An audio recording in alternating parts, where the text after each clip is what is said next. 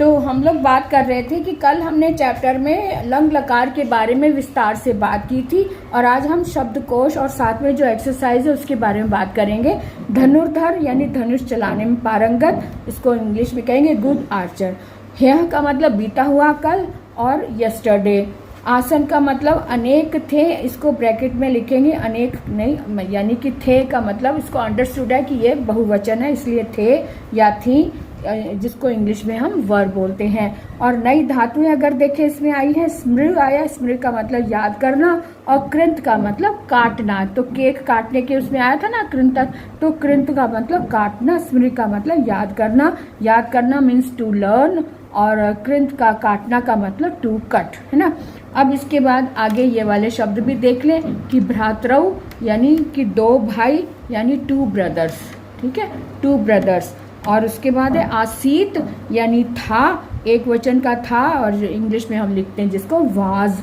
आस्ताम का मतलब दो थे, दो द्विवचन है ये, और जिसको हम इंग्लिश में वर ही बोलते हैं।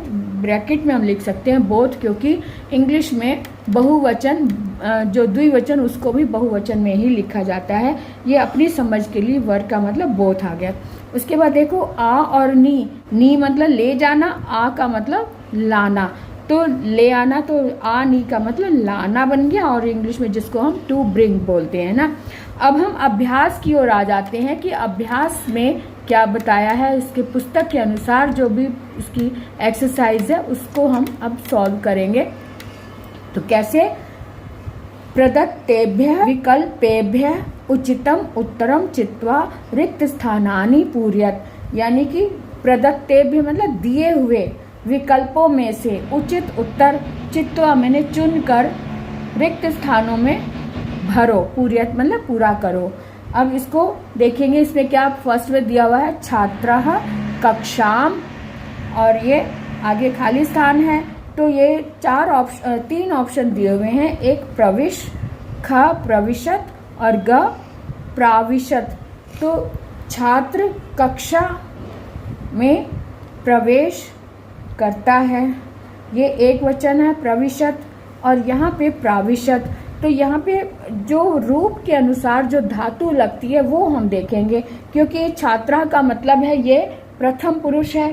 प्रथम पुरुष में जो क्रिया लगती है, जो धातु लगती है वो देखेंगे, है ना। तो प्रविशत होता है ना, प्राविशत तो नहीं होता, प्रविश भी नहीं होता। तो प्रविशत का मतलब प्रवेश किया, छात्र ने कक्षा में प्रवेश किया, तो ख ऑप्शन हमारा सही होगा। इस पर हम टिक लगाएंगे ख पर, है ना। फिर उसके बाद देखिए राम लक्ष्मणो वनम, राम लक्ष्मण, लक्ष्मणों में द्विवचन लगा हुआ है, यानी कि दो भाइयों की बात हो रही है, दो जनों की बात हो रही है। राम और लक्ष्मण वन को गए, है ना, गए थे ना। तो अगच्छत या फिर अगच्छन आएगा या फिर अगच्छताम आएगा। अभी हमने ऊपर चैप्टर में पढ़ा था कि एक वचन में प्रथम पुरुष एक वचन में त लगता है जिसमें हल लगता है ना, और अगच्छन में ये बहुवचन में लगता है, प्रथम पुरुष के बहुवचन में न में हल लगता है, और द्विवचन में ताम लगता है, तम और ताम होता है। तो इसका मतलब ग ऑप्शन हमारा बिल्कुल सही है, क्योंकि ये द्विवचन है, मध्यम पुरुष लंग लकार का, मध्यम पुरुष नहीं प्रथम पुरुष लंग लकार का, ये ऑप्शन हमारा बिल्कुल सही है। इस पर हम टिक लगाएंगे ये वाला, ठीक है। अगच्छताम, है ना, पठ का रूप कैसे था, अपठत, अपठताम और अपठन, और यहाँ पे भी ये गम धातु है, तो गच्छ, अगच्छत, अगच्छताम और अगच्छन हो गया ना पूरा।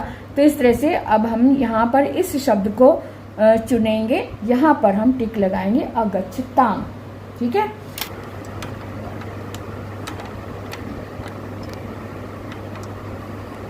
अब इसको हम थोड़ा सा फास्ट कर लेते हैं। हाँ, यहाँ पर दिया हुआ है, अब उसी का पिछले पेज का रिमेनिंग पार्ट है यहाँ पर। तो यहाँ अतुला निर्मलम जलम, अतुल निर्मल जल क्या पीता है, यही आएगा ना, पीता है। तो क्योंकि ये अतुल जो है वो एक वचन है और प्रथम पुरुष है, प्रथम पुरुष का एक वचन है, और पिया क्योंकि ये लंग लकार के रूप लग रहे हैं इसलिए ये आएगा इसमें अपिबत अपिबह या फिर अपिबन। अपिबन तो बहुवचन है ना। और अपिबह जो है ये मध्यम पुरुष का एक वचन है, तो ये भी नहीं हो सकता, ये भी नहीं हो सकता। इसका मतलब क ऑप्शन सही है, अपिबत। तो अतुला निर्मलम जलम अपिबत, ये ऑप्शन हमारा बिल्कुल सही होगा। यहाँ पर हम टिक लगा देते हैं। उसके बाद देखो नराह उद्याने, नर जो यहाँ पे बहुवचन दिया हुआ है, यानी कि बहुत सारे लोग, बहुत सारे आदमी उद्यान में घूमते हैं। उद्यान में घूमना ही जाता है ना, तो यहाँ पे यानी कि बहुवचन का देखना है। बहुवचन का रूप इसमें से कौन सा होगा वो बताएं, वो हम देखेंगे कि बहुवचन का रूप कौन सा है। ये देखो यहाँ पे अभ्रमण लिखा हुआ है, जिसमें हमने पढ़ा था ना अपठन। तो जो बहुवचन का रूप होता है प्रथम पुरुष में, उसमें न पे हल लगता है। तो यहाँ पे भी अभ्रमण लिखा है, इसका मतलब ये बहुवचन का रूप है, इसलिए यहाँ पर हम टिक लगाएंगे। तो नरा उद्याने अभ्रमण ये आ जाएगा, ठीक है। उसके बाद देखो पांचवे में कन्या चरण कंदुकेन। अब कन्या में भी बहुवचन लगा हुआ है ना, तो बहुवचन है, इसका मतलब बहुवचन का ही रूप यहाँ से हम छांटेंगे। तो कन्याएं चरण कंदुकेन, यानी कि जो फुटबॉल होती है उसको बोलते हैं ना, पैरों से खेलने वाली गेंद जो है, तो कन्याएं जो है वो फुटबॉल खेल रही हैं। तो यहाँ पे बहुवचन है, तो इसका मतलब बहुवचन का ही रूप इसमें से हम छांटेंगे। तो अक्रीडन है ना, अक्रीडन बहुवचन है, और अक्रीडत ये भी बहुवचन है। लेकिन यहाँ पर हमें ये याद रखना है कि ये मध्यम पुरुष का बहुवचन है ना, और अक्रीडत जो है ये एक वचन, प्रथम पुरुष एक वचन का है। तो हमें तो बहुवचन चाहिए, प्रथम पुरुष का बहुवचन चाहिए। तो प्रथम पुरुष, कन्या प्रथम पुरुष और बहुवचन है, इसलिए हम इस पर लगाएंगे टिक। अक्रीडन है ना, पठ धातु में क्या था अपठन, तो न पे हल लगा हुआ है बहुवचन का, ये इसलिए हम इस पे टिक लगा देंगे, ये बिल्कुल सही हो गया। अब यहाँ पे सेकंड अगला क्वेश्चन हमारे सामने है, इसमें खाली स्थान भरने हैं, जगह जो प्रश्न है इसका उत्तर देना है दिए हुए प्रश्नों में, दिए हुए उत्तरों में से। यहाँ पर मंजूषा से उचित उत्तर चुन कर लिखिए, यानी कि जो कॉलम दिया हुआ है इसी में से उस शब्दों को छांट कर हमने इनमें से भरना है। और इसमें एक बात का ध्यान रखो, जो भी, क्योंकि ये प्रश्न है तो प्रश्न से संबंधित जो शब्द दिए हुए ना उसी को देखना है। जैसे कस्य दिया हुआ है तो कस्य में हमें देखना है कि ये षष्ठी विभक्ति है और एक वचन है, तो हम जो इसमें से देखेंगे उसमें भी हमने षष्ठी विभक्ति एक वचन का ही शब्द चुनना है।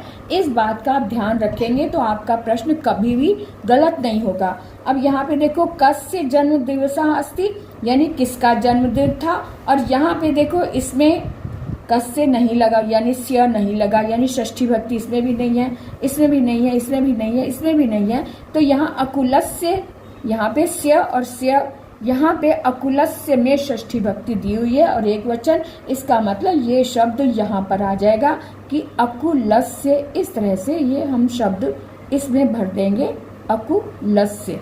बाकी ये सारा सेंटेंस इसके साथ आ जाएगा, अकुलस्य जन्म दिवसः आसीत्। बाकी शब्द आप अपने आप भर लेंगे, ठीक है। उसके बाद देखो जन्म दिवसे के आगच्छन, के आ रहा है तो के में बहुवचन दिया हुआ है ना। जन्म दिवस में यहाँ पे सप्तमी विभक्ति दी हुई है। जन्म दिवस में कौन, के का मतलब कौन कौन आया। आगच्छन, आगच्छन में बहुवचन लगा हुआ है, प्रथम पुरुष का बहुवचन है। तो जन्म दिवस पर कौन कौन आया ये बताया है। तो यहाँ पे हमने देखा कि के जो है वो बहुवचन है, और बहुवचन में यहाँ पर ये बताया हुआ है। यहाँ पे हमने पाठ भी पढ़ा था, उसके अनुसार हमें पता चल गया कि मित्राणी के लिए, मित्राणी भी बहुवचन का शब्द है, इसलिए हम यहाँ पर लिख देंगे जन्म दिवसे मित्राणी, क्योंकि यहाँ पे जन्म दिवस शब्द आ जाएगा, के स्थान पर हम लिख देंगे मित्राणी, है ना। तो मित्राणी शब्द आ जाएगा यहाँ पर, जन्म दिवसः और मित्राणी आगच्छत ये शब्द आ जाएगा। इस तरह से आप इसे फिल कर लेंगे। फिर इसका तीसरा है मित्राणी कस्यै, मित्राणी कस्मै उपहारम आनयत। तो मित्र कस्मै का मतलब तब ये चतुर्थी विभक्ति का है, मतलब किसके लिए, है ना। चतुर्थी विभक्ति का है, चतुर्थी विभक्ति में के लिए आता है ना चिन्ह, इसलिए मित्र किसके लिए उपहार लाए थे, तो हम क्या कहेंगे, मित्र अकुल के लिए। तो के लिए आया है अकुलाए, ये चतुर्थी विभक्ति का ही रूप लगा हुआ है, इसलिए ये शब्द हम कसमई के स्थान पर अकुलाए लगा देंगे यहाँ पर, क्योंकि वो मित्र जो है वो अकुल के लिए उपहार लाए थे, है ना। तो अकुलाए यहाँ पर सही आ गया। अब ये बाकी सेंटेंस आप अपने आप फिल कर लेना, जो है वो मैं लिख रही हूँ। अब चौथा है हमारे सामने, अकुलः किम अकृतन, अकुल ने क्या काटा, अकृंतत, अकुलः किम अकृंतत, अकुल ने क्या, किम जो है वो प्रथम पुरुष और प्रथमा और द्वितीय, क्योंकि ये नपुंसक लिंग का रूप है ना, तो किम सेम रहता है कि किम का अर्थ हो रहा है यहाँ पे क्या काटा, तो क्या काटा था किम के स्थान पर हम देखेंगे केकम भी, ये भी नपुंसक लिंग का रूप है, इसलिए हम यहाँ पे किम के स्थान पर केकम लिख देंगे इस तरह से, केकम।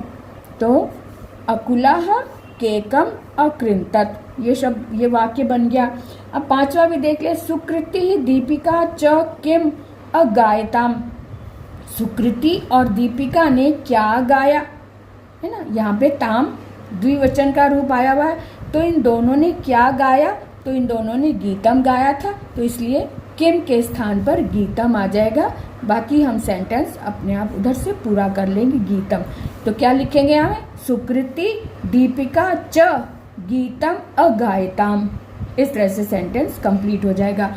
अब ये जो 3 और 4 रह गए हैं, क्योंकि वीडियो ज़्यादा लंबा बन रहा है, ये हम नेक्स्ट डे कंप्लीट कर लेंगे, इसलिए यहाँ तक आप इसका अभ्यास करें, फिर मिलेंगे नेक्स्ट क्लास में। तो तब तक के लिए बाय बाय, फिर मिलते हैं। Have a nice day.